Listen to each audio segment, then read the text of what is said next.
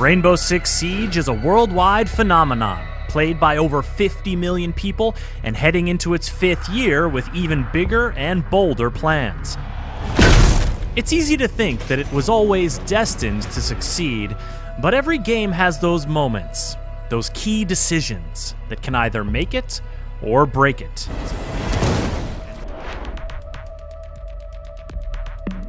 Rainbow Six Siege is now played at a professional level by players around the globe who compete for glory and lucrative prize pools on the world stage. But how do you take your game from development and launch to the grand stage of esports competition?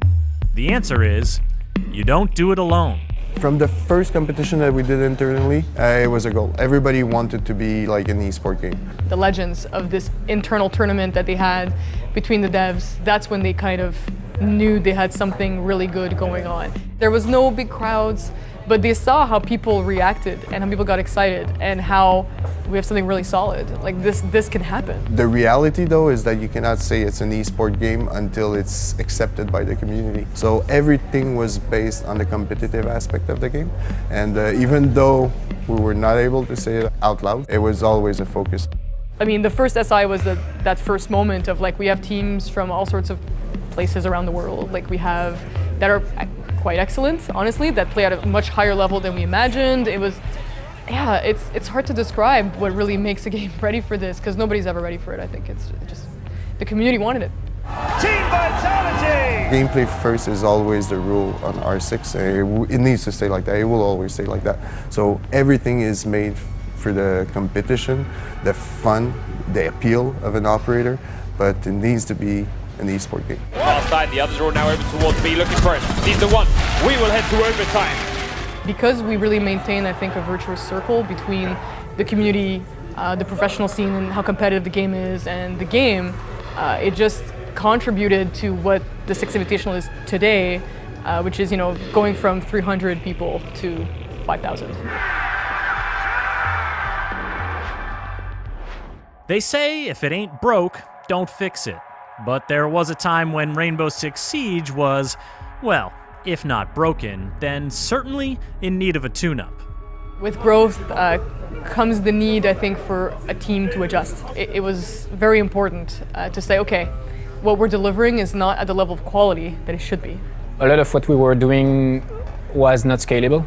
We were based on problematic tech.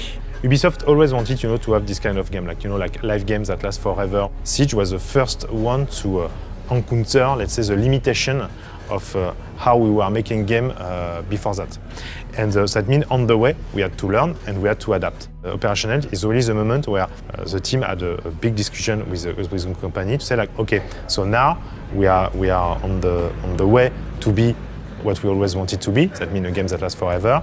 But this comes with a cost. This comes with technical decisions that we need to make, technical frameworks that we need to redo. So this is a moment where you can walk the talk. And they walk the talk. And they let us do that.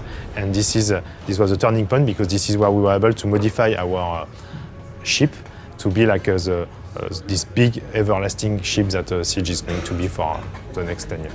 Yes, the decision is very hard when it comes to those moments, but the community is driven. Like, we'd rather fix our shits instead of like having a 6 months and we lose everybody because the game is broken. People understood quickly when we started communicating that this wasn't by any means a sign of the game's death. On the opposite, it was a sign of us investing in the future of the game. Because people saw the bugs, right? People saw that every time we released a patch, when we fixed one thing, we broke 3 other things. So that just wasn't sustainable. Anyone playing Rainbow could see it. Overall, it was one of the best decisions that was taken on the project. Yeah, the reality is that the game now is, I don't spend half of my time waiting for a match. It also allowed ourselves to revisit how we communicate with our players and to refresh what we do creatively every season. And I'll make sure you never escape it.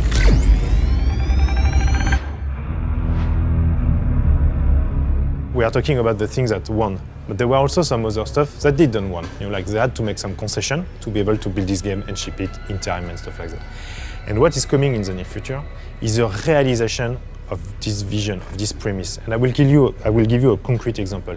If you look at the prep phase of this game, from a design standpoint, you can see a promise. This is a moment where I will be able to get some information and build a strategy around. When you play Siege, you can see like for technical constraint, technical reason that typically you already have committed to your operator before doing the prep phase. Why? Because first you choose your operator and then we have to load them. So we load the operator, you play the prep phase, you get the info, but you can do nothing because you're already committed to your plan. And to me, this is one of the things that we want to change. The prep phase, we want to give you opportunity to really adapt your gameplay and your plan based on the information, based on the information that you gather during these phases.